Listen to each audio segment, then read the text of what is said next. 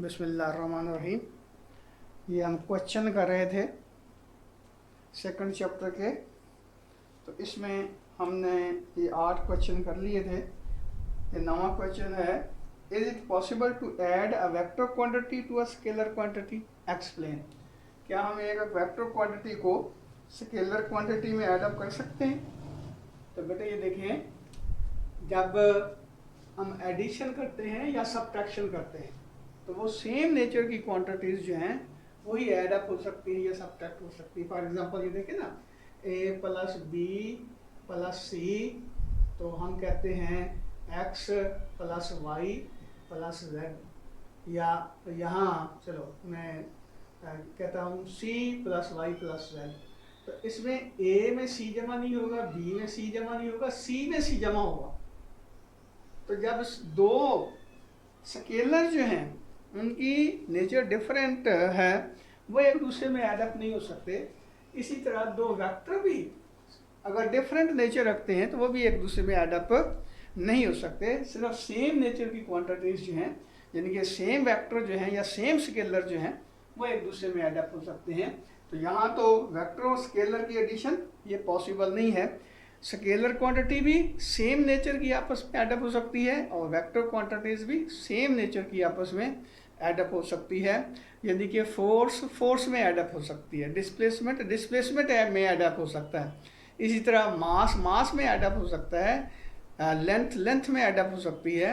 ये नहीं है कि मास को लेंथ में जमा कर दें आप और डिस्प्लेसमेंट को फोर्स में जमा कर दें, ये पॉसिबल नहीं है।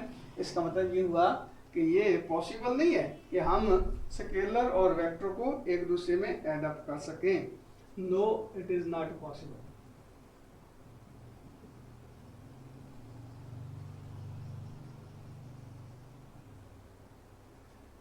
चलो मैं थोड़ा सा और लिख देता हूं। The quantities of same nature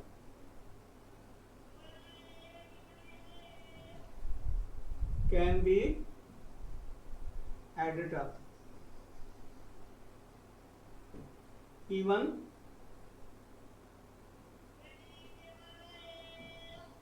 two vectors of different nature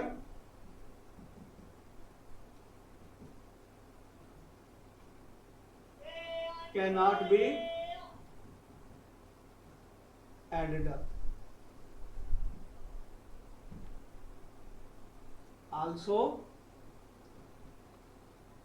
two scalars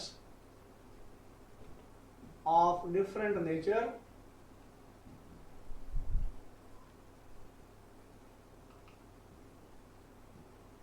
cannot be added up. क्या मतलब हुआ कि मास जो है इसको ऐड अप नहीं किया जा सकता लेंथ में।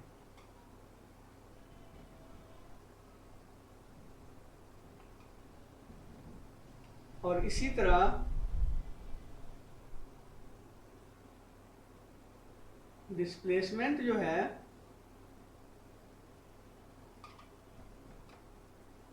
ये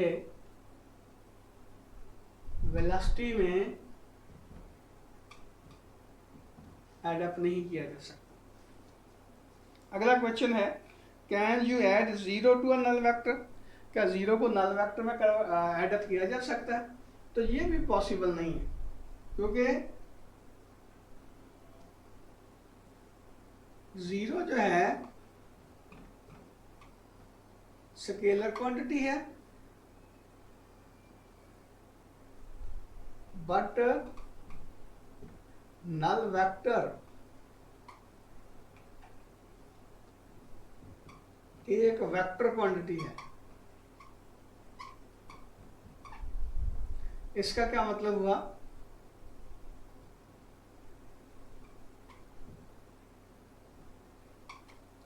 ये पॉसिबल नहीं है।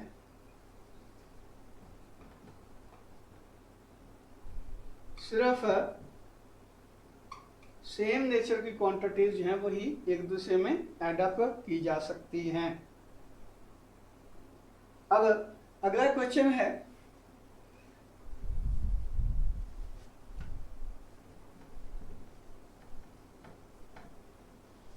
कि दो वेक्टर जिनकी मैग्नीट्यूड अनइक्वल है, क्या उनको एडअप किया जाए और उनका रिजल्टेंट जो है वो नल वेक्टर हो सकता है? यानी कि two vectors have unequal magnitude, can their sum be zero? Explain. तो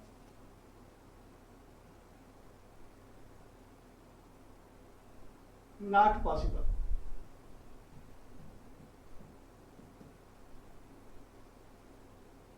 क्यों बोला? अब ये देखें कि ये आपके पास एक ब्लॉक है, इसके ऊपर इधर फोर्स लग रही है 10 न्यूटन की,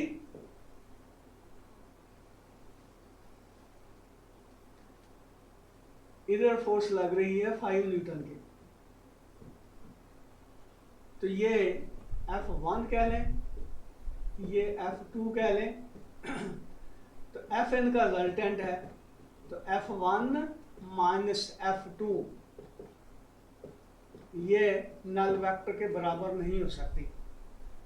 सिर्फ दो क्वांटिटीज, दो वेक्टर क्वांटिटीज जिनकी मैग्नीट्यूड सेम है, डायरेक्शन एक दूसरे के अपोजिट है, उनका रिजल्टेंट जो है वो नल वेक्टर हो सकता है।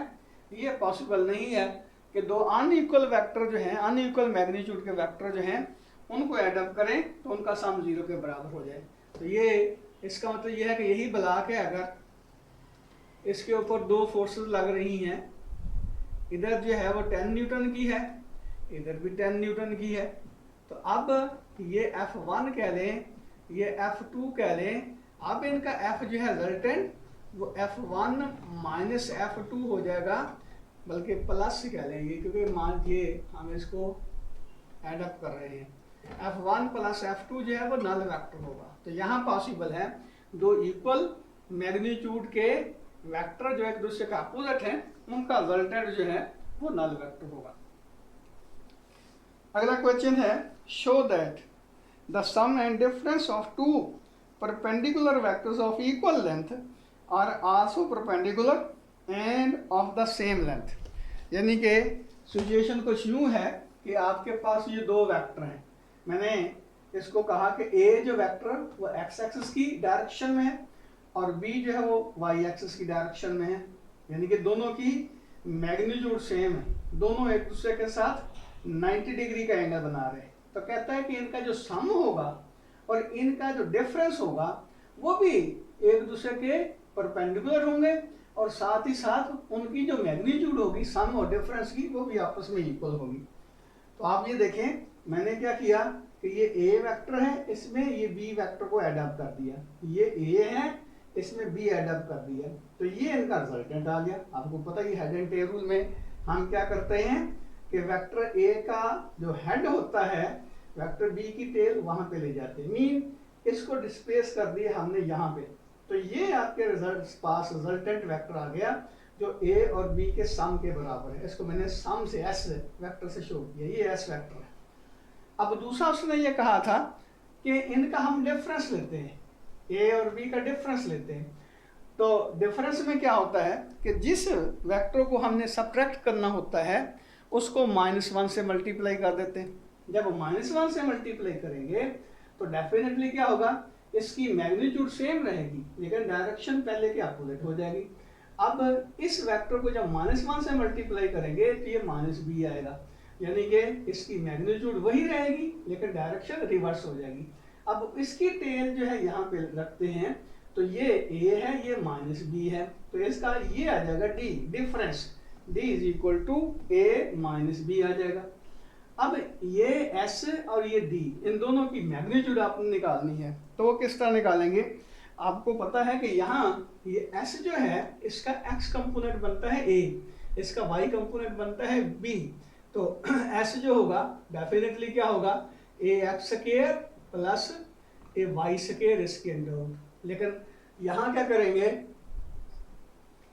कि ax की जगह a लिख देंगे, ay की जगह b लिख देंगे, तो सम की मैग्नीट्यूड आ जाएगी a square plus b square इसकी अंडर रूट। और इसी तरह इनका जो डिफरेंस आता है ये, इसका भी ये x कंपोनेंट है, ये y कंपोनेंट है। इसका मतलब क्या हुआ कि यहाँ भी ए इसका जो x कंपोनेंट है ए स्क्वायर, इसका जो y कंपोनेंट है बी स्क्वायर और इसकी अंडर रूट आ जाएगी, ये डिफरेंस आ गया। तो इन दोनों इक्वेशन से हमने क्या रिजल्ट अखज़ किया कि इसकी जो मैग्नीट्यूड है, यानी कि इस वेक्टर की जो मैग्नीट्यूड है वो इसकी मैग्नीट्यूड के इक्वल है, दोनों मैग्नीट्यूड आपस में बराबर है। अब रही बात कि हम ये देखना चाहते हैं कि ये s और d यानी कि d और s के दरमियान एंगल कितना बनता है। तो अब ये देखिए कि ये यहाँ से यहाँ तक एंगल बनता है बिल्कुल θ1, तो थीटा किसके बराबर होगा, टेंजेंट इनवर्स ए वाई ओवर ए एक्स। तो ए वाई यहाँ बी है और ए एक्स जो है वो ए है, लेकिन ए और बी मैग्नीट्यूड में इक्वल है, इसलिए हम कहते हैं कि ये आपस में जब इक्वल होंगे तो इनका जो रेशियो आएगी वो 1 के बराबर होगी। तो θ1 जो होगा वो टेंजेंट इनवर्स 1, तो टेंजेंट इनवर्स 1 जो है 45 डिग्री का होता है। तो बिल्कुल इसी तरह ये θ2 है, ये वाला जो ये d जो है x एक्सिस के साथ बना रहा है, तो उसमें क्या होगा, वो भी y ओवर x, यानी कि ये y है ये x है, तो ये भी आपस में बराबर है, इक्वल है। तो इसका मतलब क्या हुआ कि यहाँ भी टेंजेंट इनवर्स 1 आएगा, ये भी 45 डिग्री का एंगल बनेगा।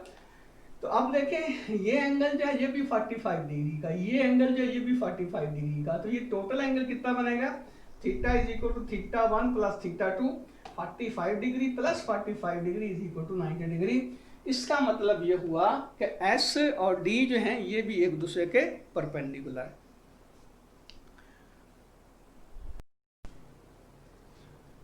ये अगला क्वेश्चन था कि आपके पास दो वेक्टर हैं जिनकी मैग्नीट्यूड सेम है, उनको हमने एडअप करना है इस तरह कि उसका जो रिजल्टेंट आए उस रिजल्टेंट वेक्टर की जो मैग्नीट्यूड है वो भी इन वेक्टर की मैग्नीट्यूड के इक्वल हो।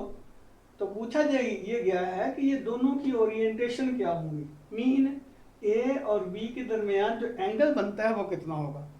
तो इसके लिए आपने क्या करना है, आप ऐसे करें कि एक इक्विलेटरल ट्राइंगल बनाएं, यानी कि एक ऐसी ट्राइंगल जिनकी साइडों की लेंथ आपस में इक्वल हो।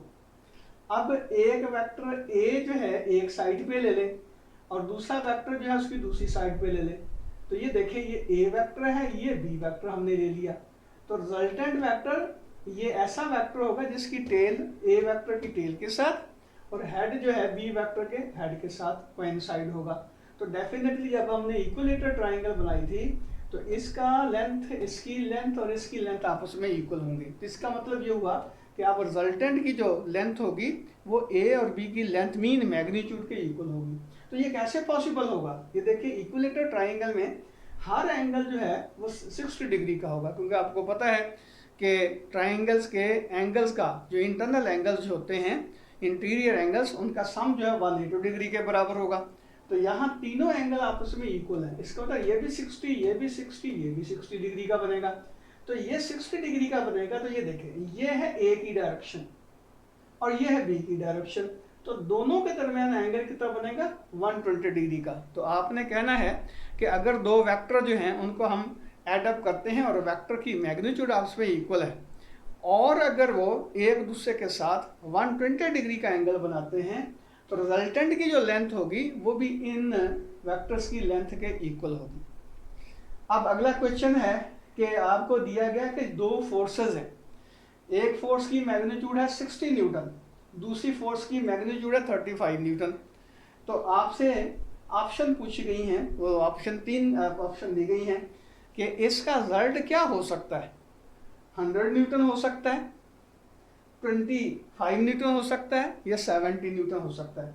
अब ये देखिए कि इस तरह के क्वेश्चन जो बड़े इंपॉर्टेंट होते हैं। अब इसमें हमें ये नहीं पता कि F1 की डायरेक्शन क्या है, F2 की डायरेक्शन क्या है, लेकिन हमें ये पता होना चाहिए कि इनकी मैक्सिमम वैल्यू कितनी आ सकती है, यानी कि ये दोनों फोर्सेस जो हैं, दोनों वेक्टर्स जो हैं, उनको अगर एडअप किया जाए तो मैक्सिमम वैल्यू इनकी मैग्नीट्यूड के सम के इक्वल होगी, यानी कि ये उस वक्त पॉसिबल होगा जब दोनों वेक्टर एक ही डायरेक्शन में होंगे। तो इसका मतलब ये हुआ कि मैक्सिमम वैल्यू जो है रिजल्टेंट फोर्स की वो आ जाती है 60 न्यूटन प्लस 35 न्यूटन, तो ये बनता है 95 न्यूटन। अब जो ऑप्शन 100 न्यूटन का है इसका मतलब वो पॉसिबल नहीं है, क्योंकि ज़्यादा से ज़्यादा जो फोर्स आ सकती है इसका रिजल्टेंट जो आ सकता है वो 95 न्यूटन का आ सकता है, तो 100 न्यूटन जो है वो पॉसिबल नहीं है। अब दूसरा बात कि इसकी मिनिमम वैल्यू कितनी होगी। मिनिमम वैल्यू उस वक्त होगी जब दोनों वेक्टर एक दूसरे के अपोजिट डायरेक्शन में एक्ट कर रहे होंगे, तो उस वक्त इनकी मैग्नीट्यूड का जो डिफरेंस है वो उसके रिजल्टेंट की वैल्यू होती है, इनकी मैग्नीट्यूड होती है। तो यहाँ देखिए मिनिमम वैल्यू जो है फोर्स की वो किसके बराबर होगी, 60 - 35। तो इसका मतलब यह है कि ये 25 न्यूटन आएगा। तो उसने 20 न्यूटन का जो ऑप्शन दिया हुआ है वो भी कैंसिल आउट हो गया कि 20 न्यूटन जो है वो भी पॉसिबल नहीं है। तो फिर पॉसिबल कौन सी फोर्स होगी, वो 70 न्यूटन की होगी। इनके रिजल्टेंट जो है ये ऑप्शन 70 न्यूटन वाला वो सही है, गालबन थर्ड ऑप्शन, सेकंड ऑप्शन है। उसके बाद ये क्वेश्चन है 2.15। इसमें कहा गया है कि आपके पास एक क्लोज्ड पॉलीगॉन है, यानी कि वेक्टर जो हैं उनको along the side of a closed polygon जो है वो एड अप किया गया है by head to tail rule. तो उनका रिजल्टेंट क्या होगा, तो याद रखें क्लोज पॉलीगॉन जो होगी वो ट्राइंगल भी होगी, जिस तरह हमने यानी कि ये बनाया हुआ है, ये रेक्टेंगल है या स्क्वायर है, ये भी पॉलीगॉन होगी।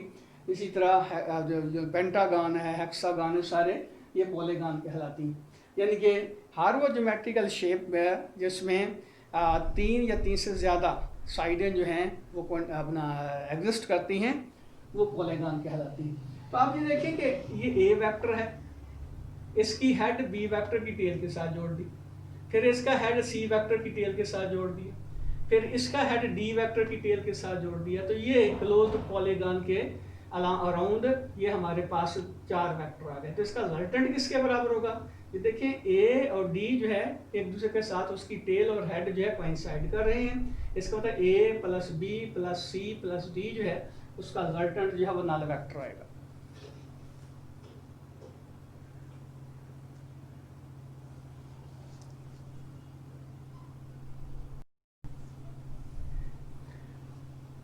ये अगला क्वेश्चन है, इसमें यह कहा गया है कि आपके पास यानी कि शिप हैं दो जो समंदर के अंदर मूव कर रहे हैं डेफिनेटली, और उन शिप जो हैं उन दोनों की जो वेलोसिटी है उनकी डायरेक्शन तो डिफरेंट है लेकिन उनकी मैग्नीट्यूड सेम, और वो डिफरेंट डायरेक्शन में जो मूव कर रहे हैं। अब कहते हैं कि शिप एक्स जो है उसका हमें पता है कि वो नॉर्थ की तरफ जा रहा है, शिप एक्स जो है वो नॉर्थ की तरफ जा रहा है, यानी कि वी एक्स जो है वो टुवर्ड्स नॉर्थ है। लेकिन कहते हैं कि शिप वाई के ऊपर एक ऑब्जर्वर जो है वो उसकी मोशन को ऑब्जर्व करता, तो उसे ये महसूस होता है कि ये शिप एक्स जो है वो नॉर्थ की तरफ नहीं बल्कि नॉर्थ ईस्ट की तरफ जा रहा है, यानी कि इस डायरेक्शन में जा रहा है। ये डायरेक्शन जो है, ये वेलोसिटी जो है ये with respect to Y ship है, वाई के मुकाबले में, यानी कि वाई जो है वो उसके रिस्पेक्ट शिप एक्स की जो वेलोसिटी है वो ये नहीं है बल्कि ये है। इसका क्या मतलब होगा इसका मतलब ये हुआ क्योंकि शिप एक्स जो है शिप वाई जो है वो स्टेशनरी नहीं है, वो खुद मूव कर रहा है, तो वो इस डायरेक्शन में मूव करता है। लेकिन इसका ऑब्जर्वर जो है वो महसूस करेगा कि मैं तो स्टेशनरी हूँ, बाकी सारी की सारी चीज़ें जो वो मूव कर रही हैं। इसका मतलब ये हुआ कि वाई अपना शिप एक्स जो है वो इस डायरेक्शन में जा रहा था, लेकिन इसके लिहाज से उसको महसूस हो रहा है, यानी कि ये वाई शिप का जो ऑब्जर्वर है वो महसूस करता है कि ये नॉर्थ की बजाय नॉर्थ ईस्ट की तरफ जा रहा है। तो इसका मतलब ये हुआ कि ये इन एक्चुअल तो वो नॉर्थ की तरफ जा रहा था, तो ये जो ईस्ट वाला कंपोनेंट जो है इसकी मोशन का वो किसकी वजह से पैदा होगा, वो बेसिकली वाई की अपनी मोशन की वजह से, यानी कि शिप वाई के ऊपर जो ऑब्जर्वर बैठा हुआ है उसको जो ये महसूस होता है कि ये शिप एक्स जो है वो नॉर्थ की बजाय नॉर्थ ईस्ट की तरफ जा रहा है। तो ये इसका मतलब इसके दो कंपोनेंट बन गए, यानी ये इसकी ऑब्जर्व्ड जो वेलोसिटी उसके दो कंपोनेंट बनते हैं। एक कंपोनेंट ये बना, ये कंपोनेंट जो है शिप एक्स की अपनी वेलोसिटी की वजह से है, और ये जो एक्स कंपोनेंट है मीन ईस्ट वर्ड जो कंपोनेंट बनता है वो एक्चुअली वाई की वेलोसिटी की वजह से। इसका मतलब ये हुआ कि शिप वाई जो है बेसिकली वो टूवर्ड्स वेस्ट जा रहा है, तो ये ऑप्शन जो है वेस्ट वाला ये सही होगा। उसके बाद दूसरा जो एमसीक्यू दिया गया है उसमें यह है कि ये एक प्लेन है, इनक्लाइंड प्लेन, इसके ऊपर यहाँ एक ऑब्जेक्ट पड़ा हुआ है, ये ऑब्जेक्ट पड़ा हुआ है, इसके ऊपर ये एक फोर्स लग रही है, इस तरह, इस डायरेक्शन में इसके ऊपर फोर्स लग रही है। अब पूछा आपसे ये गया है कि इस प्लेन के पैरेलल और अपवर्ड डायरेक्शन में इसके ऊपर, इस ऑब्जेक्ट के ऊपर कितनी फोर्स लगेगी। याद रखिए इसका वेट हमने ले लिया है W के बराबर, जो कि mg के बराबर होता है। तो बहरहाल ये देखिए आपकी किताब में तो सिर्फ ये फोर्स शो की हुई है, लेकिन डेफिनेटली ये ऑब्जेक्ट जो होगा इसका मास भी तो होगा ना, सॉरी इसका वेट भी तो होगा ना।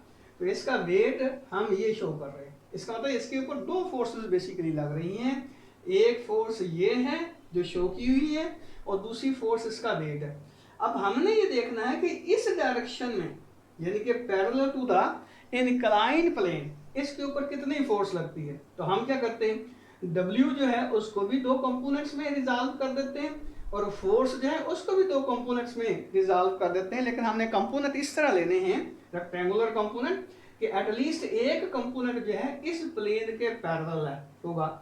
अब इस प्लेन के अगर एक कंपोनेंट पैरेलल होगा तो दूसरा डेफिनेटली परपेंडिकुलर होगा, रेक्टेंगुलर कंपोनेंट जो हुए। तो अब ये देखिए ये वेट है, हमने क्या किया कि इसको रिजॉल्व कर दिया दो कंपोनेंट्स में, एक कंपोनेंट ये बना, एक कंपोनेंट ये बना। अब देखें कि ये एंगल कितना बनता है, ये एंगल जो है चेक किस तरह किया जा सकता है, ये एंगल इंक्लिनेशन का वो दिया गया है। अब ये लाइन और ये लाइन परपेंडिकुलर होगी, ये लाइन और ये लाइन परपेंडिकुलर होगी। जो इन लाइनों के दरमियान एंगल होगा वही इनके परपेंडिकुलर्स के दरमियान एंगल होगा। इसका मतलब ये हुआ कि इस ट्राइंगल में या ये हमारे पास जो कंपोनेंट बनते हैं इसमें ये बनेगा W साइन ऑफ थीटा। वैसे ये ट्राइंगल के लिहाज से देखा जाए तो ये बनता है परपेंडिकुलर, एंगल के सामने वाली साइड परपेंडिकुलर होती है। तो W साइन ऑफ थीटा ये इसका ये कंपोनेंट बनेगा, यानी कि इस प्लेन के पैरेलल लेकिन डाउनवर्ड, और ये कंपोनेंट बनेगा W cos ऑफ थीटा। इस W साइन ऑफ थीटा को आप mg साइन ऑफ थीटा भी कह सकते हैं। अब इस फोर्स की तरफ आते हैं। ये फोर्स जो है इसको भी हमने दो कंपोनेंट में रिजॉल्व किया। एक कंपोनेंट जो है वो परपेंडिकुलर है इस प्लेन का, एक इसके पैरेलल है। तो ये कंपोनेंट प्लस ये कंपोनेंट, ये F आ गया। अब यहाँ देखिए कि हमने चूंकि F डैश की वैल्यू निकाल दी, यानी कि इस डायरेक्शन में फोर्स जो लग रही है नेट उसकी वैल्यू निकालनी है, तो वो कंपोनेंट जो इसकी डायरेक्शन में है उसका साइन हम पॉजिटिव लेंगे, जो इसके अपोजिट है उसका साइन हम नेगेटिव लेंगे। तो नेट फोर्स किसके बराबर होगी, ये देखिए ये अपवर्ड डायरेक्शन में, इस डायरेक्शन में ये आता है F cos ऑफ थीटा। ये कंपोनेंट जो है, ये वाला कंपोनेंट ये F cos ऑफ थीटा आता है, क्योंकि ये एंगल है, ये बेस बनता है, ये परपेंडिकुलर बनता है। और ये कंपोनेंट जो है डाउनवर्ड है, यानी कि उसके अपोजिट। तो इसका मतलब ये होगा कि ये माइनस आएगा mg साइन ऑफ थीटा। तो इसमें पहला ही जो ऑप्शन दिया गया है वो करेक्ट होगा।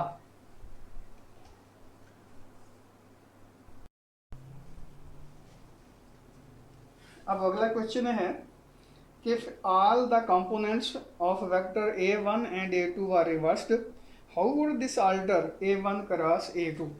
यानी कि अगर आपके पास a1 और a2 दो वेक्टर हैं और उनके कंपोनेंट जो हैं हम रिवर्स कर देते हैं, तो उसमें a1 क्रॉस a2 में क्या फ़र्क पड़ेगा। तो ये देखें, हम सिंपलिसिटी के लिए ये कहते हैं कि a1 जो है वो अलॉन्ग x एक्सिस है। अगर a1 अलॉन्ग x एक्सिस होगा तो इसका सिर्फ एक ही कंपोनेंट बनेगा, यानी कि a1 जो है वो ax के इक्वल होगा। और इसी तरह अगर हम कहते हैं कि a2 जो है अलॉन्ग y एक्सिस है तो a2 का भी एक ही कंपोनेंट बनेगा ay। तो ये सिंपलेस्ट फॉर्म आ जाएगी कि हमारा a1 का भी एक ही कंपोनेंट बनता है और a2 का भी एक ही कंपोनेंट बनता है। अब अगर इनके कंपोनेंट रिवर्स कर देंगे तो डेफिनेटली a1 जो है वो माइनस x एक्सिस की तरफ चला जाएगा और a2 जो है वो माइनस y एक्सिस की तरफ आ जाएगा। तो initially vector a1 x axis की डायरेक्शन में था, वेक्टर 2 जो है a2 वो y एक्सिस की डायरेक्शन में था। इसका कंपोनेंट जो है रिवर्स किया तो ये बन गया माइनस a1, और इसका कंपोनेंट रिवर्स किया तो ये आ गया माइनस a2। यहाँ ये सिंपलिसिटी के लिए मैंने इसको x एक्सिस और y एक्सिस के अलग ले लिया है ताकि सिंपलेस्ट वे में हम इसको एक्सप्लेन कर सकें। इसका एक कंपोनेंट बनेगा, इसका भी एक कंपोनेंट बनेगा, मीन इन दोनों का। तो उसको जब रिवर्स करेंगे तो ये माइनस x एक्सिस की तरफ आ जाएगा, ये माइनस y एक्सिस की तरफ आ जाएगा।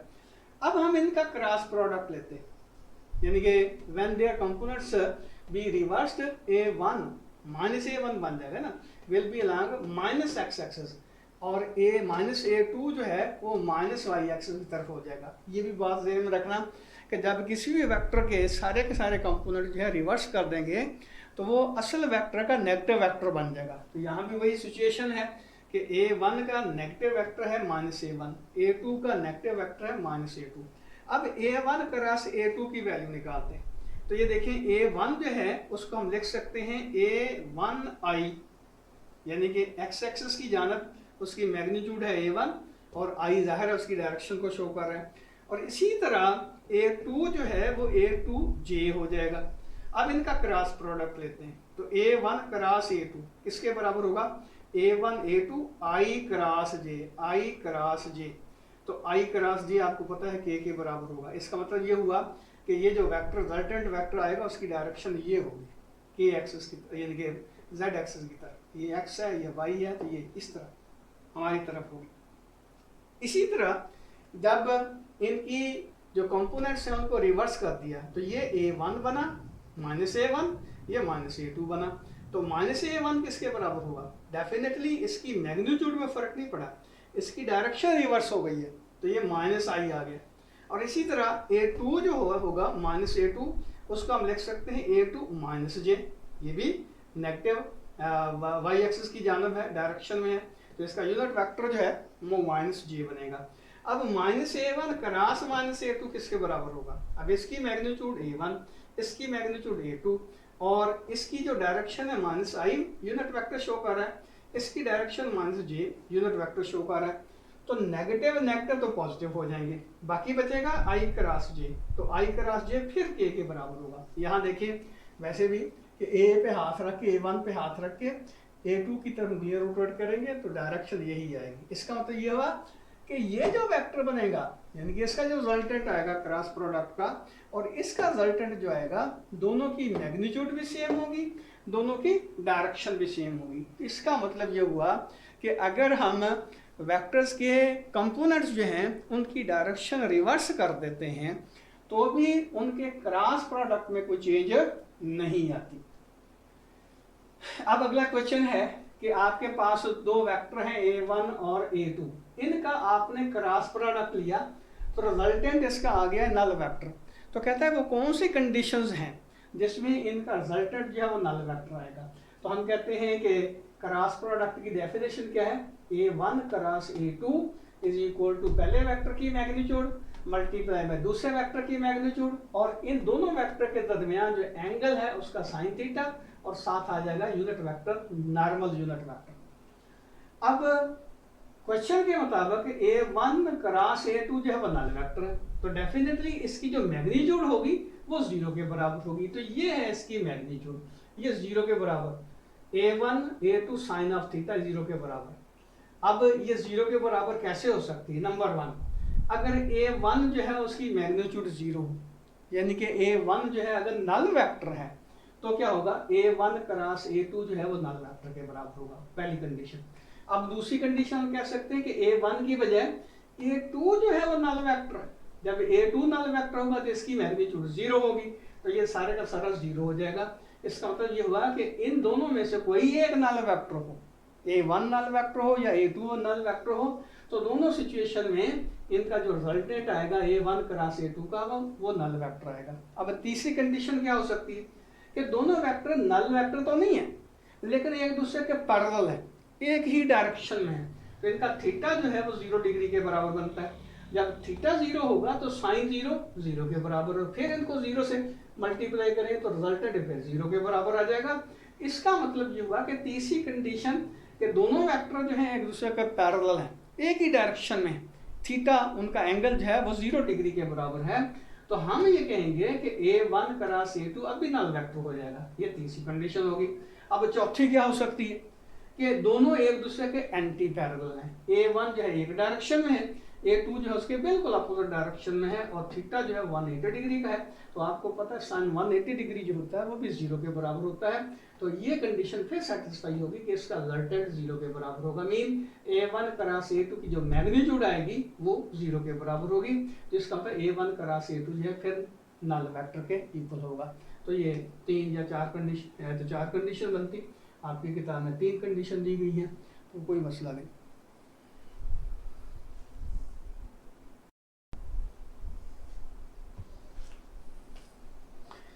अब ये 2.19 जो क्वेश्चन है उसमें आपने ये बताना है कि स्टेटमेंट सही कौन सी है और गलत कौन सी है। और स्टेटमेंट कुछ यूँ है, a body in equilibrium implies that it is not moving not rotating. तो ये पॉसिबल नहीं है। बॉडी जो है अगर मूव नहीं कर रही, स्टेशनरी है, तो भी इक्विलिब्रियम में होगी, उसको हम स्टैटिक इक्विलिब्रियम कहते हैं।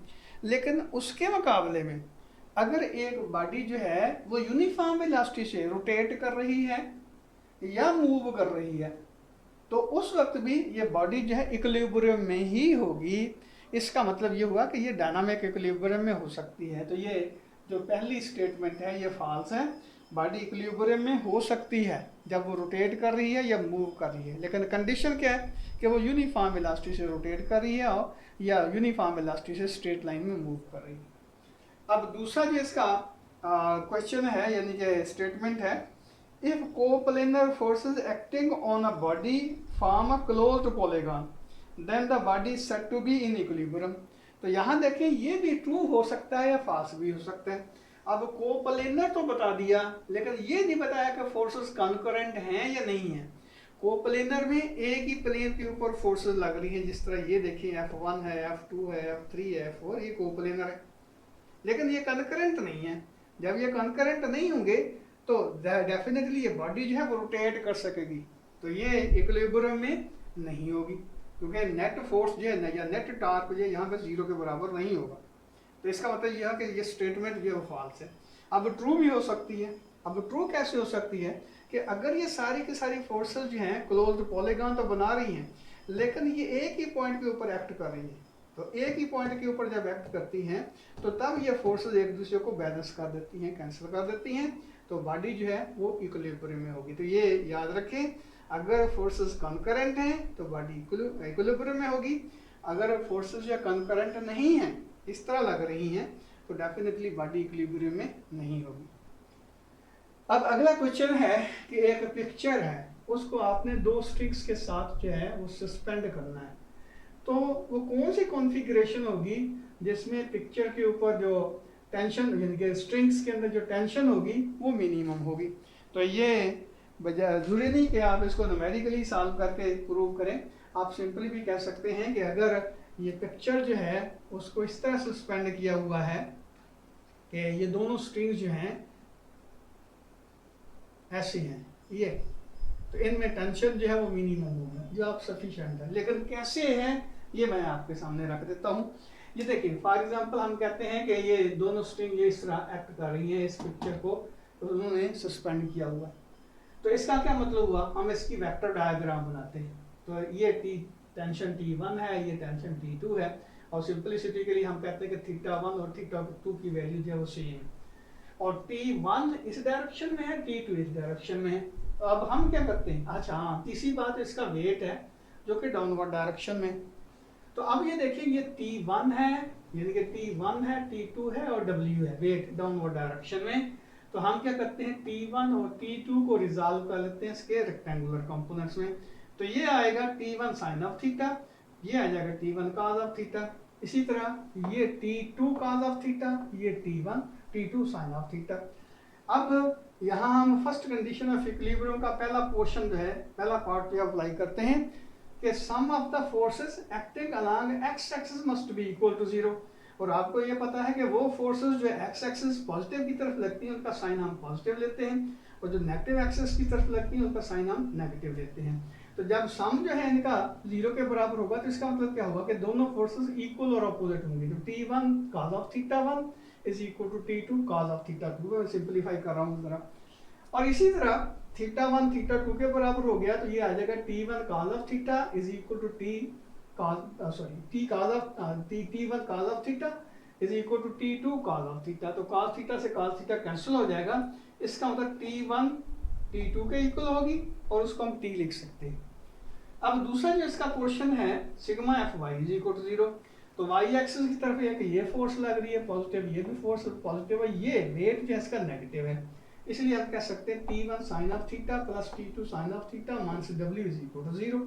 लेकिन T1 तो T2 आपस में इक्वल है, उसको T के बराबर पुट करें, ये भी T आ गया, ये भी T आ गया, तो ये आ गया 2t sine of theta is equal to W. तो t किसके बराबर हो जाएगा, w/2 साइन ऑफ थीटा। अब आपको पता ही होगा कि अगर डिनोमिनेटर की वैल्यू हम इंक्रीज करते जाते हैं तो रिजल्ट जो है वो मिनिमम आता जाता है। तो आपको पता कि थीटा जो है जब 90 डिग्री का होता है तो साइन की वैल्यू मैक्सिमम मीन 1 के बराबर होती है। इसका मतलब थीटा जो है उसको 90 डिग्री का होना चाहिए अगर हमने टेंशन जो है मिनिमम लेनी है। तो ये 90 डिग्री का एंगल कैसे बनता है, ये देखिए, ये टेंशन इसके साथ 90 डिग्री का एंगल बना रहा है, ये थीटा जो है 90 डिग्री का। तो ये वो कॉन्फ़िगरेशन होगी जिसमें स्ट्रिंग्स के अंदर टेंशन जो है वो मिनिमम हो।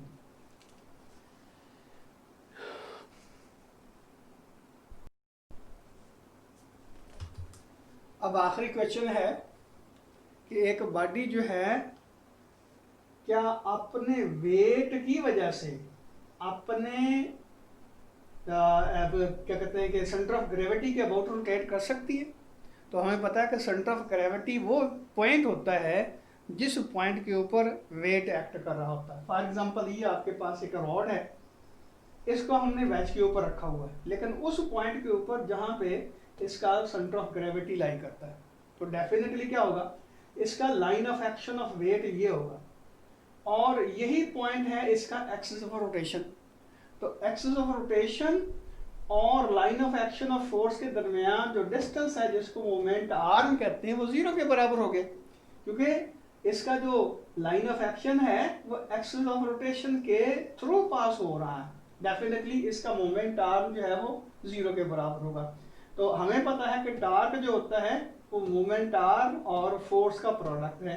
यहाँ L 0 के बराबर हो गया तो इसका मतलब टार्क 0 के बराबर हो गया। जब टार्क 0 के बराबर होगा तो बॉडी रोटेट नहीं कर सकती। यहाँ मैं वजाहत कर दूं कि अगर ये वेज जो है हम इधर कर रखेंगे या इधर रखेंगे तो फिर ये वेज रोटेट कर सकता है। ये एग्जांपल के तौर पर ये देखें, ये मेरा मार्कर है, शायद आपको नज़र आ रहा है। मैं इसको यहाँ से पकड़ता हूँ तो आप देखिए ये रोटेट नहीं कर सकता, लेकिन अगर मैं यहाँ से पकड़ता हूँ तो ये रोटेट कर गया। अब इधर से पकड़ता हूँ तो भी ये रोटेट कर गया। क्यों बोला कि अब ये देखें जब हम इधर से रोटेट पकड़ते हैं इसको तो इसका एक्सिस ऑफ रोटेशन ये है, ये पॉइंट है, लेकिन इसका वेट जो है वो ग्रेविटेशनल यानी कि सेंटर ऑफ ग्रेविटी यहाँ पे एक्ट कर रहा है, तो ये इसका मोमेंट आर्म होगा जिसकी वजह से ये रोटेट कर सकेगा और इधर से ये इधर रोटेट कर सकेगा ये। लेकिन यहाँ से पकड़ेंगे तो इसका मोमेंट आर्म 0 होने की वजह से ये रोटेट नहीं कर सकेगा। इसका मतलब ये हुआ कि अगर हम सेंटर ऑफ ग्रेविटी के अबाउट इसको बैलेंस करवाना चाहते हैं यानी कि इसको रोटेट करवाना चाहते हैं उसी पॉइंट के ऊपर, तो ये पॉसिबल नहीं होगा क्योंकि इसका मोमेंट आर्म जो है 0 के बराबर होगा। अल्लाह हाफिज़।